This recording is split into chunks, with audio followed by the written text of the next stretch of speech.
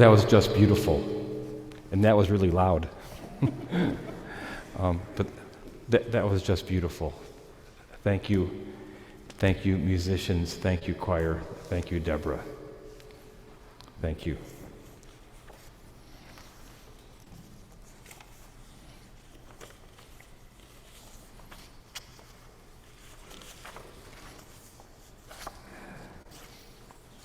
So on my way here this evening, is it really echoey when I talk? Can we make it less echoey somehow? Should I turn off my microphone? What's that? Mine is on. Yeah. Put it closer to your face. Put it closer to my face. I don't know how I can get... my face isn't built for it to be any closer. How am I doing here? Is it better? Okay. I'll take your word for it.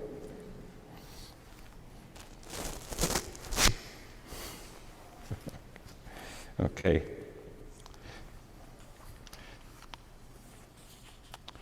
On our way here this evening, I said to Louise, this is my 40th Kol Nidre sermon at Temple Micah. Not that I'm counting, but apparently I am. So I'll just begin with a prayer. I hope you don't regard this as presumptuous. Baruch atah Adonai hatov v'hameitiv. Bless you, O God, who creates us in goodness and helps us all do the good in our lives. Amen. A simple question. Please raise your hand if you have ever had the experience of sitting down at a table in a restaurant and finding that it wobbles. The restaurant staff brings a matchbook or some bent cardboard, and the four-legged table is stabilized. Have you had that experience also? Okay. This is why our rabbis wrote, Al shlosha devarim. On three legs the world stands. A three-legged table can never wobble. 3 points, we learn in 6th grade geometry, make a plane. Ecclesiastes reinforces, or we might say even begins this Jewish geometric wisdom with its own. V'achut ha'mishulash lo v'meheira yinatek. A three-strand rope is not easily broken. Last week on Rosh Hashanah, I shared with you what I thought I had learned about the three pillars of Jewish life, our threefold cord of God, Torah, and Israel. This week, as we enter the most sacred day of our most sacred season, I turn my thoughts to this land that we love so much that it pains us to read the newspapers each day and the stories about those who would trade our birthright of democracy for their own power, fortune, or fame. These are the biblical Esau's of our time, who you will remember sold his own birthright for a bowl of red lentil porridge. On what three pillars does American democracy stand, I ask myself. What at its core are we about as a nation? And when I read our American story through a Jewish lens, what is my takeaway? Do we have a threefold cord or a three-legged stool? My own answer comes easily to me, and they cohere seamlessly with my Jewish understanding of the human story.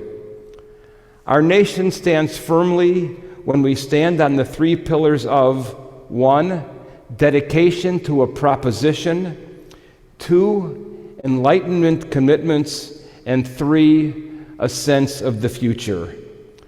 And today, our three-legged American stool somehow wobbles, and our threefold cord is frayed.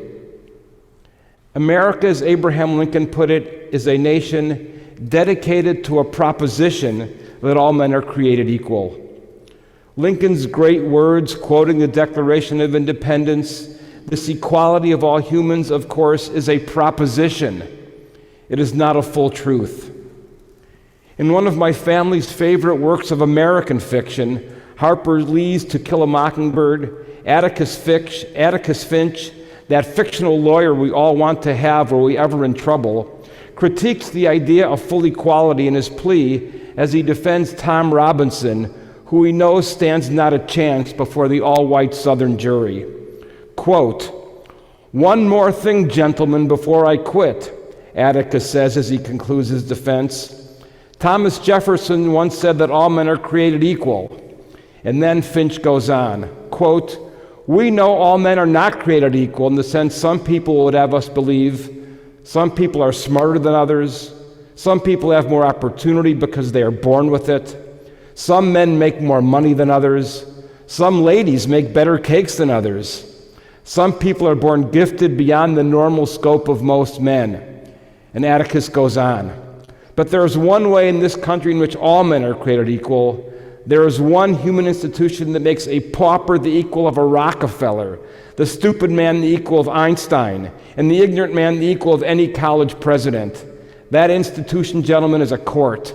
It can be the Supreme Court of the United States or the humblest court in the land. In this country, our courts are the great levelers. In our courts, all men are created equal." With these words, Harper Lee captures our own Torah's admonition as Leviticus states clearly, quote, "You shall not render an unfair decision. Do not show deference to the rich. Judge your kin fairly." The framers of our Bible understood how wealth and power can pervert justice, and Rashi in his comment on Leviticus goes to unusual lengths to emphasize what the Torah is saying. Quote, "This teaches us that the judge who perverts judgment is called an unjust person, an avel, hateful and detested. He is," and Rashi uses this word, "an abomination." Leviticus and Rashi are so adamant about this because this is the very essence of the entire Bible. All humanity is created in the image of God. Not one of us is more valuable than another. Jewish law is quite clear on this. Not one of us is more valuable than another. If a group is kidnapped and the kidnappers threaten to kill one person at a time until the ransom is paid, those in the group cannot select who is to be killed first. We can never be the judges of whose blood is redder, to use the language of the Talmud. This principle of total equality as a reality, as Harper Lee notes, is universally unachievable. Atticus Finch, her mythic hero, sees the courts as a bulwark. And today, in the eyes of many, our American courts are not seen as a great leveler. What we have seen in recent years is what the Bible will term an abominable rollback of steps taken towards equality. This bastion of strength that we look to for equality, the courts, including our highest court, has become a partner in this abomination, to deliberately use a biblical word. We are all weaker and poorer for it. The sacred has become polluted because in a democracy, as our highest court does not seem to understand, if the right to vote is not sacred, then nothing is sacred. Everything simply becomes a matter of power, the fear that drove Nietzsche to insanity. This is where we sit today, that the very ability to vote has become a political battleground. That is what the Bible would term a sin. Lincoln's proposition, his restatement of Jefferson, thus hangs in the balance. This dedication to a proposition that we are all equal. One strand of our rope is frayed, a leg of our democracy, in fact, wobbles. My second leg of the American stool sees our nation as a product of the Enlightenment. The Enlightenment meant more than the proposition of equality, and the more is crucial to our American story. It has been written so many times that I hate to repeat it now. America is an experiment. Lincoln saw this when he asked whether a nation so conceived and so dedicated could long endure. He knew he was participating in an experiment, that we all are. Moreover, the American experience is an Enlightenment experiment because we know that the Enlightenment itself is flawed. The Enlightenment allowed slavery and condoned it. The Enlightenment created colonial empires that distorted the world. Yet, we are bound together by our commitment to ideas and ideals. We are not a nation of blood and soil. We rest on certain principles of the Enlightenment. One, of course, is paramount. One of many not yet achieved, the equality of human beings. But the European Enlightenment also brought us the search for scientific truths, a belief in human reasoning to solve problems, a commitment to freedom for all, a drive for human understanding through tolerance of and respect for difference, and a vision of human moral progress. These values interconnect and overlap. Democracy, public education, and the separation of church and state are all impossible without the constellation of values and ideas and discoveries of what we call the Enlightenment. And for us it is much more, and we cannot say it often enough. For we Jews, it's so much. The very Judaism that we share and cherish, the Judaism that defines us, is impossible without the Enlightenment. Our Judaism simply does not exist without the Enlightenment. Just as the destruction of the Jerusalem temple in the first century gave Judaism the opportunity to recreate itself in the rabbinic period, this became a Judaism that shed itself not only of animal sacrifice, but also of slavery, capital punishment, punishment by flogging, and so much more. The rabbis did this. They changed Judaism. So the Enlightenment recreated or reformed our own Judaism. We too often take this for granted when we should actually give thanks for it whenever we gather. Our Enlightenment Judaism inspired us to rewrite prayers that cast aspersions on those of other faiths. We created new theologies that reflect our belief about the way God does or does not act in history and our lives. We cleansed our Judaism of superstitions and prejudices. We see science and the advancement of knowledge as the way to a deeper understanding of our world. We see our faith as a path to a moral life. We came to understand with clear eyes that there is no authentic Judaism that was not rooted in a universal morality that espoused equality for all creation. I am so proud of our Judaism that it brings me to tears. Yes, we did this. If it is not moral, if it is not truth, it is not Jewish. This is our Judaism.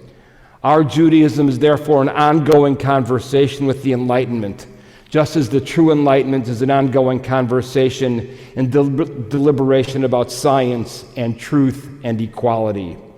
And we understand the need for more voices in the conversation, that objectivity is sometimes impossible to achieve, but, and this last is critical as well, we do not deny that there is such a thing as truth, both scientific truth, historical truth, and moral truth. We know that it is absolutely impossible to live in a world where each of us does what is right in our own eyes. We are a religious people with a faith that is hard to define, but we know that there is such a thing as a sacred moral core to creation. We cannot abide the belief that the human moral order is up for grabs, that I do what is right for me and you do what is right for you, and Hitler did what was right for Hitler, and so on. We know the reality of evil, and we oppose it with every fiber of our being. When science is questioned, when equality is under attack, when respect for others is diminished, when tolerance is in short supply, and when a dominating and narrow religious belief make invisible the separation of church and state, we are all in trouble. In this regard, I wish to add one important note. There is a difference between minority rights and minority rule, and there are some that seem to have those two confused. Minority rights are the safeguards provided by our Constitution. We, for example, who are part of a minority group, can worship freely as we wish. Those with minority views on any social issue can publish their opinions freely. We all have the right to vote, at least theoretically. We flourish as a nation when our many minority groups, be they ethnic, religious, socially self-formed, you name it, can live as they like, free from harassment or government intervention. Minority rules when a minority imposes its choices, its beliefs on the public at large. The Constitution, to be sure, is there to also protect minorities against what can be the tyranny of majority rule.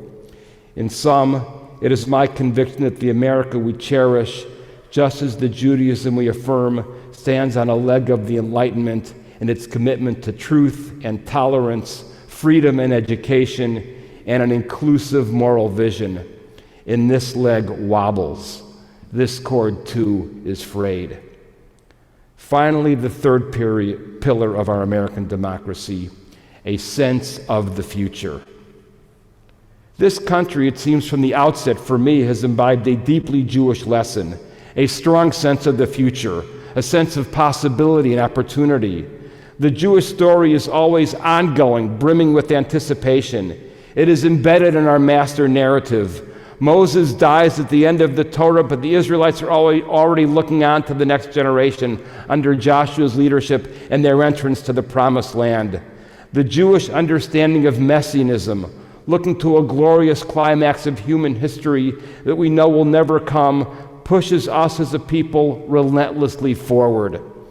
The very heart of our passion for social justice is to leave the world better than we found it. Our collective concern always not only for our grandchildren, our collective concern is always for our grandchildren's grandchildren, because we worry, what is the story that they will tell about the past? If you ever think that all religions are the same, just consider that particular Jewish emphasis. We worry about our grandchildren's grandchildren. We live so that our grandchildren's grandchildren may live in a flourishing world. We know the Jewish story of the old man planting a tree who's told that the Messiah has appeared at the gate of the city. What does he do? He finishes planting the tree for his grandchildren's grandchildren. The American story likewise has a forward thrust. Our national narrative is scattered throughout with inventors, Whitney, Edison, Orville and Frank Wright, explorers, Peary, Shepard, Glenn, Armstrong, discoverers, Ben Franklin, Salk, Oppenheimer, heroes who looked always to the future. Some of us are old enough to remember a president who urged us toward a new frontier. Today, in too many circles, we have become a nation fixated on an idealized and bigoted vision of a non-existent, exclusive past. There is a Jewish version of this also, because there's a Jewish version of everything, this longing for the past. There's a recording in the Talmud of a great conversation of Yavne, when some of the sages gathered there in the late years of the first century and looked through a romantic lens to the past. Oh, the greatness and piety of the earlier years, they cried. They worried, could they find a righteous minyan anywhere in the land of Israel? And then they said, how will we live without our temple? Until a student comes along and jolts them out of their reveries, reminding them of the past. That is, remember the idolatry of the golden calf? It wasn't as golden as you think. Remember the corruption of the temple priests? In fact, Dickens had it correct. All times can be the best of times and the worst of times. The early rabbis were revolutionaries who knew that the Jewish story meant looking to the future. To dwell on the past is the equivalent of defeat. Od lo avda tikvatenu. We have not lost our hope. The Jewish way is to create a new future. America, too, needs to relearn how to look to our future. Our third leg wobbles. Our third cord is frayed. Where then do we stand? There is one great lesson that Jewish wisdom could offer to the current American climate, and it is a lesson made specifically for consideration on our Day of Atonement, a day where we contemplate the misdeeds of our past and look for our better angel to forgive those around us. On Yom Kippur, we acknowledge that we are flawed. All of us is flawed. I am flawed, you are flawed, the person sitting to your left is flawed, the person sitting to your right is flawed, the person behind you is flawed. That is a promise we all keep. We are all flawed. And so we have this great Jewish game. One person names a hero, and the next person has to name his or her flaws. Don't we all do that all of the time? We name a hero, and then we name their flaws. One of the geniuses of Judaism is the understanding that our moral posture mirrors our biological one. Our biology is fragile. We are prone to illness. We need regular upkeep. Physically, we learn to live within ourselves. We adapt. When we are cold, we put on a sweater. Too hot, take it off and roll up your sleeves. We are likewise morally fallible and prone to err. The sweet, comforting beauty of our Genesis heroes implicitly confirms our need to forgive. With Adam and Eve, we see error knit into our very DNA. Abraham, Jacob, Joseph, all riddled with sin and error. And we are a forgiving people because the human experience gives us no choice. Our nation has a long way to go in this respect. The political extremes of the left and the right seem to seize upon errors of speech, judgment, and mistakes of youth. There are purity tests no one can withstand. We have forgotten second chances in so many ways. Why can't the next convict who has served prison time vote in some states? That alone is unconscionable. The rabbinic wisdom might well guide us to this day. Makom shebalei tshuva omdin, tzadikim gemurim einam omdim. In the place where a repentant sinner stands, even the fully righteous are not allowed to stand. In too many quarters, this has been lost. Tolerance is at a low, and it too threatens our future. Richard Rorty, in what for me was his brilliant book, Achieving Our Country, writes these words, quote, "Those who hope to persuade a nation to exert itself need to remind their country of what it can take pride in, as well as what it should be ashamed of. They must tell inspiring stories about episodes and figures in the nation's past." And then Rorty goes on. In America, at the end of the 20th century, few inspiring images and stories are being preferred. The only version of national pride being encouraged by American popular culture is a simple-minded, militaristic chauvinism. End of quote. Rorty's words have proven to be prophetic into the 21st century as well. And this is where we stand today. We are caught in a cycle, an endless cycle of argument, as statues are fought over, roads and schools renamed, museum exhibits redone, while others are simply canceled. Our controversies are endless. We are a people who know that all heroes are flawed and perfection is reserved for really bad fiction. Remember the Talmudic wisdom on Noah, who the Bible calls righteous for his generation. Why, the later sages asked, does the Talmud include the modifier for his generation? Because what is deemed righteous for one generation may not meet the standards of another. Was Noah simply the best of a bad lot, or was he a towering figure? The point is, we will never know. No human endeavor can long sustain itself without heroes to look to. This is why we have halls of fame, history museums, holidays, and monuments. How do we decide who belongs? We simply need a new way of telling our American story. And we Jews, America's Jews, have more at stake than most in the continued vitality of our American democratic experiment. This land has been a flourishing haven for us like no other in our 2,000-year exile history. There is also, however, more than a little self-interest here. Former Temple Micah member Rabbi Michael Holzman recently wrote these words, and I am so proud to quote him here this evening. Quote, "For American Jews, the disappearance of liberal democracy would be a disaster. Since Washington wrote a letter to the Touro Synagogue, we have flourished under the shelter of the principles behind the First Amendment, and we have been protected by the absolute belief in the rule of law. Without these, Jews start packing." How many people in the last few years have been at a dining room conversation where the conversation is turned to, where might we move? How many of us? So I reached this point in this sermon, and I actually was not sure where to turn. I racked my brain on how to end this for weeks. Where do we go from here? If there is a Jewish message for our time, it is to support our great experiment, our great American experiment, with every fiber of our being. That much is clear with all of our hearts, with all of our souls, with all of our might, all of our resources.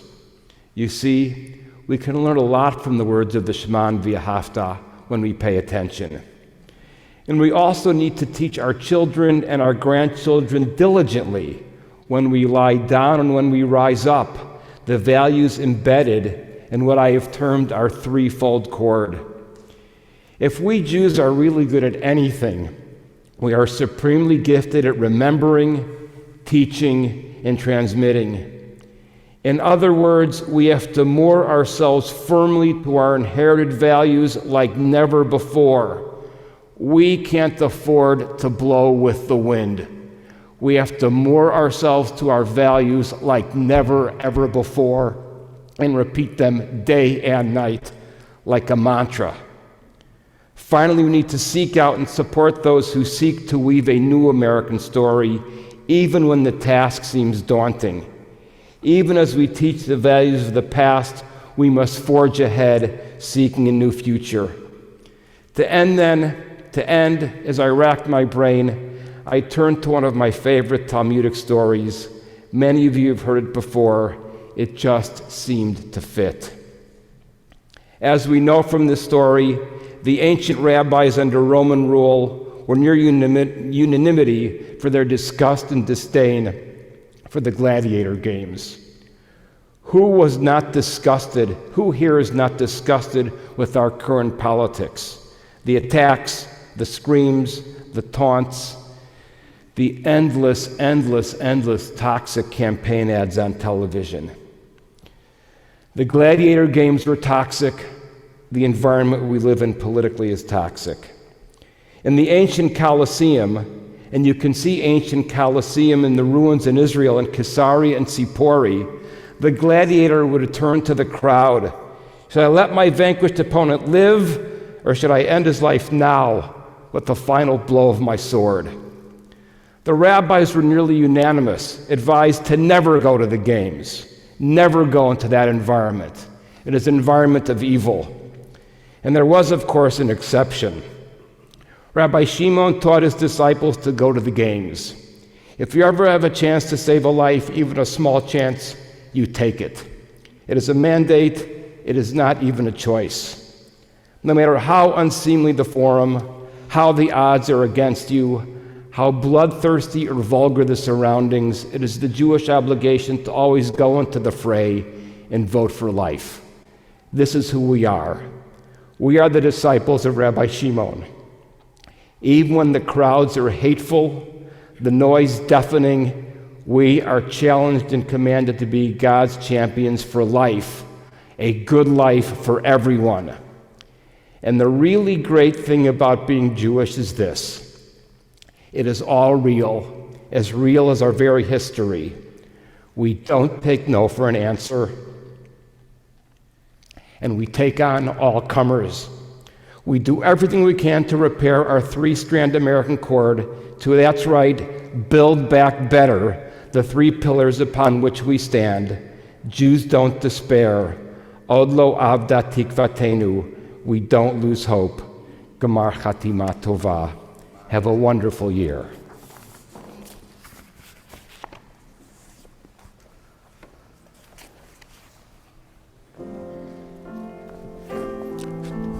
Thank you.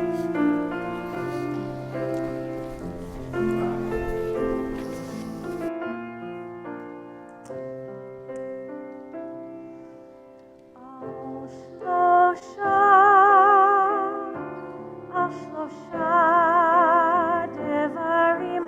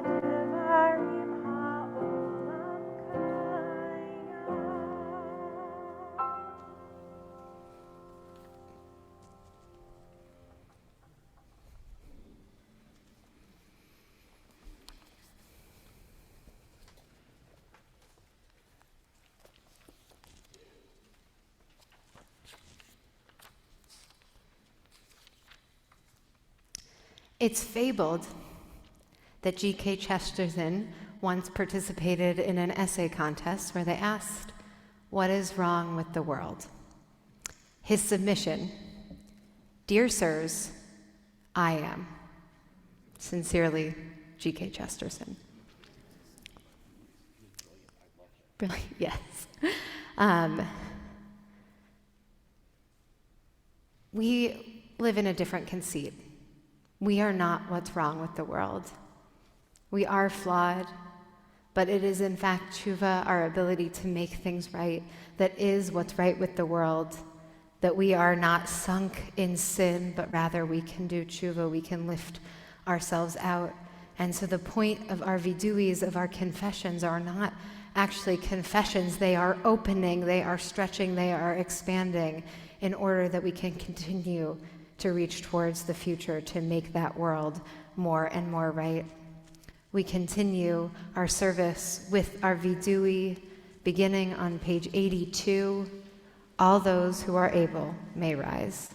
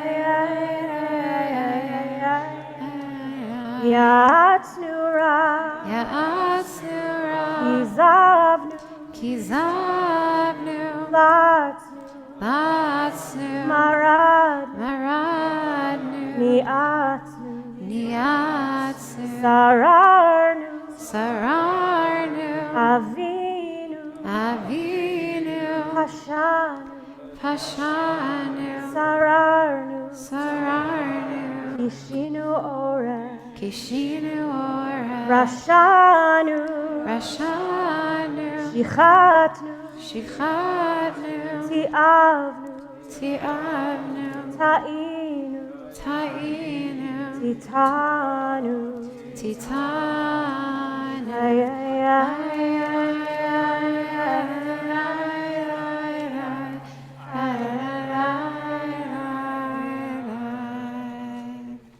You can take your seats as we continue with the Vidui Rabbah, page 86.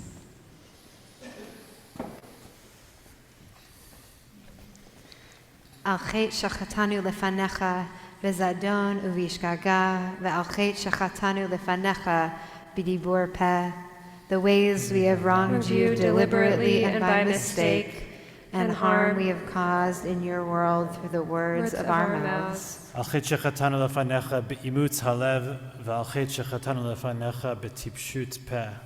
The ways we have wronged you by hardening our hearts, and harm we have caused in your world through careless speech. Al chet shechatanu lefanecha bechachash ubechazav, ve'al chet shechatanu lefanecha birchilut. The ways we have wronged you through lies and deceit, and harm we have caused in your world through gossip and rumor. Al chet shechatanu lefanecha biflilut, ve'al chet shechatanu lefanecha bizilzul horim umorim. The ways we have wronged you by judging others unfairly, and harm we have caused in your world through disrespect to parents and teachers. על חטא שחטאנו לפניך בווידוי פה ועל חטא שחטאנו לפניך בהונאת רעה. The ways we have wronged you through insincere apologies, and harm we have caused in your world by mistreating a friend or neighbor. Al chet shechatanu lefanecha bechozak yad, ve'al chet shechatanu lefanecha b'masa uv'matan. The ways we have wronged you through violence and abuse, the harm we have caused in your world through dishonesty and business.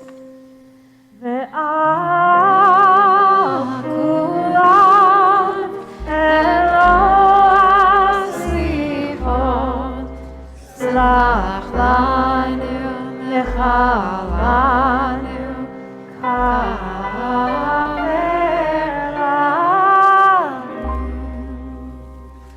Al chet shechatanu lefanecha galui v'aster, ve'al chet shechatanu lefanecha bifrikat ol.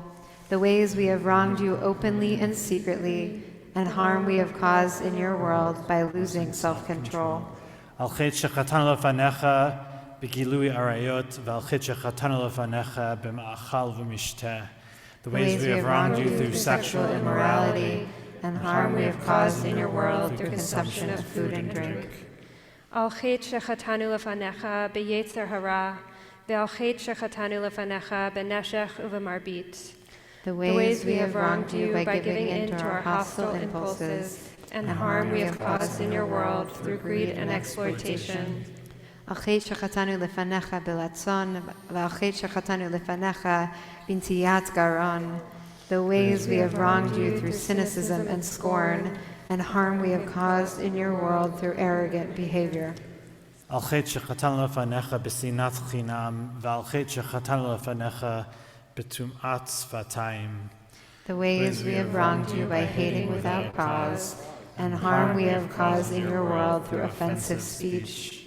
Al chet shechatanu lefanecha b'lashon hara, ve'al chet shechatanu lefanecha b'tzarut ayin.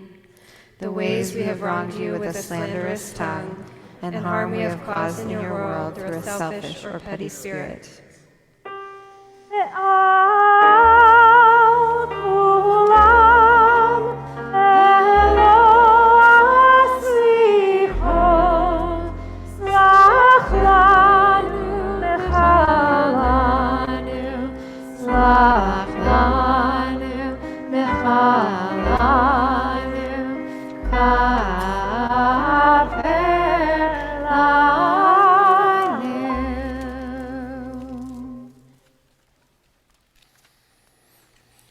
We rise together, page 114.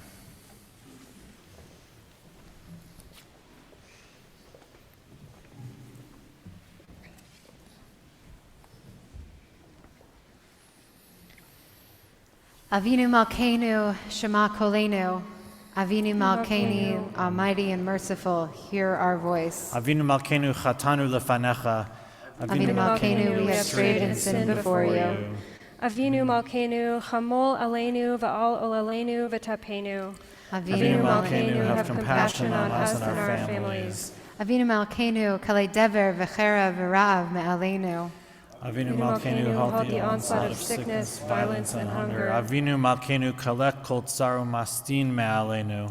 Avinu Malkeinu, halt the reign of those who cause pain and terror. Avinu Malkeinu, Kotvenu B'Sefer Chayim Tovim. Avinu Malkeinu, enter our names in the book of lives well lived. Avinu Malkeinu, Chadesh Aleinu, Shana Tova. Avinu Malkeinu, renew us for a year of goodness. Avinu Malkeinu, malei yadeinu b'virchotecha. Avinu Malkeinu, let our hands overflow with your blessings. Avinu Malkeinu, Harim Karen Mishichecha. Avinu Malkeinu, let our eyes behold the dawn of redemption. Avinu Malkeinu, Na'al Tifshenu Rekam Milfanecha. Avinu Malkeinu, we pray, do not turn us away from you with nothing. Avinu Malkeinu, kabel b'rachamim uv'ratzon et tfilatenu. Avinu Malkeinu, welcome our prayer with love, accept it and embrace it. Avinu Malkeinu, Aseh imanu lema'an shemecha. Avinu Malkeinu, act toward us as befits your name. Avinu Malkeinu, Aseh Lemancha im lo lema'aleinu. Avinu Malkeinu, act for your sake, if not for ours. Avinu Malkeinu, ein lanu melech ela ata. Avinu Malkeinu, you alone are sovereign. Avinu Malkeinu, Petach sha'arei shamayim l'tfilatenu. Avinu Malkeinu, let the gates of heaven be open to our prayers. Avinu Malkeinu, Shema kolenu, chus v'rachem aleinu. Avinu Malkeinu, hear our voice, treat us with tender compassion. Avinu Malkeinu, Chonenu va'anenu, ki ein banu ma'asim, Aseh imanu tzedakah v'chesed v'hoshienu. Avinu Malkeinu, almighty and merciful, answer us with grace, for our deeds are wanting. Save us through acts of justice and love. Avinu Malkeinu, Haneinu V'Aneinu. Avinu Malkeinu, Haneinu V'Aneinu, Ki ein banu ma'asim. Aseh imanu, tzedakah v'chesed. Aseh imanu, tzedakah v'chesed, ve'hoshienu. Avinu Malkeinu, Avinu Malkeinu, Avinu Malkeinu, Haneinu V'Aneinu, Ki ein banu ma'asim.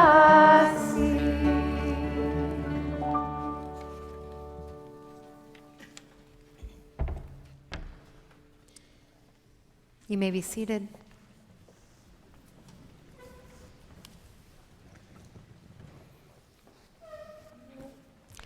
I'd like to now invite up our board greeter, Erica Pearl.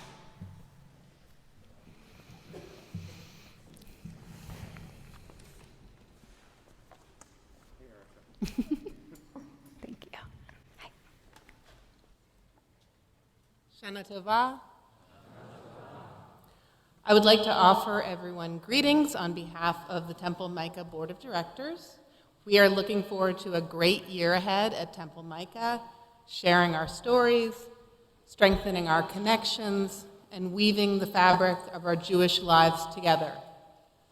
And speaking of fabric, one of the many ways that our community works together is by participating in our annual underwear drive. Our Machon Micah 6th graders will be here tomorrow morning for our one-day collection of your bags filled with new underwear, socks, and other undergarments for our neighbors experiencing homelessness and housing insecurity.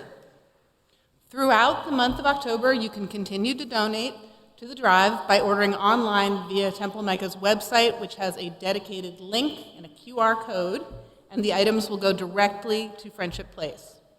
We're very excited about the many activities that are in store for 5783. I wish you all a meaningful Yom Kippur. Shana Tova.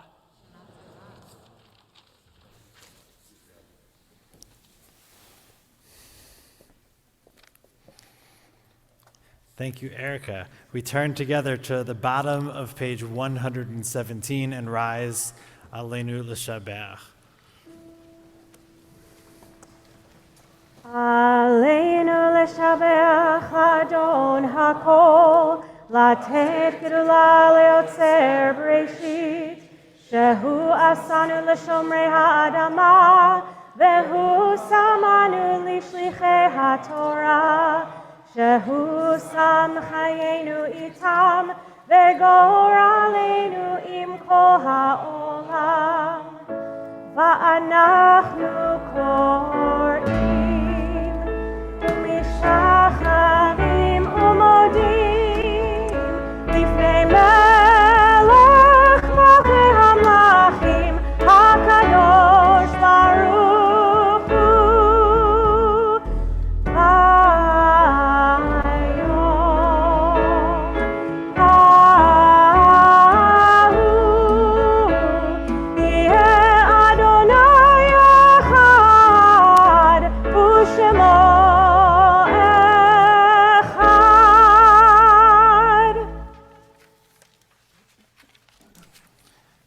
We remain standing and turn to page 122. Our thoughts turn to loved ones whom death has taken from us in recent days and those who died at this season and years past. In our congregation, today marks the yahrzeit of Edward Greenberg, Michael Nussbaum, and Harry A. Zoltik. And if you are thinking of anybody who has passed, you can speak their name aloud or hold it in your heart as we join together in these words. Yitzgadal v'yitzkadash shemei rabbah, bi'alma divrach chirutei v'yamlich malchutei, b'chayechon uvyomechon uv'chayed dechol beit Yisrael, ba'agala v'zman kari v'imru amen. Yehei shmei rabbah mevarach le'olam umei omaya, yitbarach v'yishtabach v'yitba'ar v'yitramam v'yitnaseh, V'yitadar, v'yitaleh, v'yitalal, shemei d'kudesha b'richu, le'ela u'le'ela mikol birchata v'shirata, tush b'chata v'nechemata, da'amiran be'alma v'imru, amen. Yehei shlama rabba min shemaya, v'chaim aleinu ve'al kol Yisrael v'imru, amen. Oseh shalom b'imromav, hu yaseh shalom, aleinu ve'al kol Yisrael, Val kol yoshvei tevel, v'imru amen. May the source of peace bestow peace on all who mourn, and may we be a source of comfort to all who are bereaved, we say together. And as has become our custom here, we say, Deborah, take us home. Sing with us. We return, we return, we return.